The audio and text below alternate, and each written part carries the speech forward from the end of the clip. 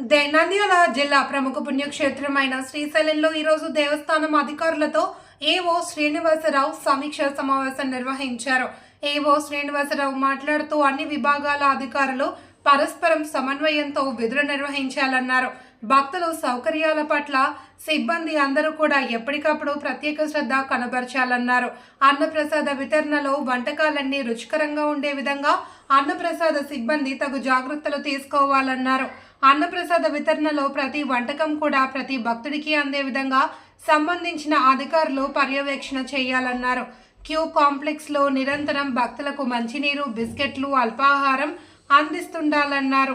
రోజు రోజుకు పెరుగుతున్న భక్తుల రద్దీ అనుగుణంగా ఆయా మౌలిక సదుపాయాలు కల్పించేందుకు ఇంజనీరింగ్ విభాగం వారు తగు ప్రణాళికలు రూపొందించుకోవాలన్నారు. అదేవిధంగా భక్తులకు అవసరాలను దృష్టిలో ఉంచుకుని ఆయా పనులకు ప్రణాళికలు సిద్ధం చేయాలన్నారు.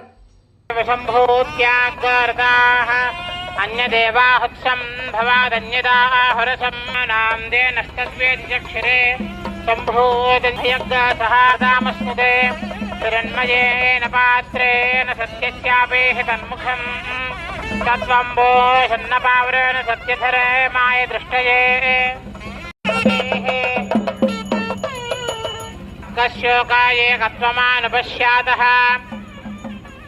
సపర్యా సర్వాణి భూతాని సమీక్షంతాం మిత్రస్యాహంత్యూతా సర్వాణి భూతాని సమీక్షే మిత్రస్య చక్షుషా సమీక్షామహే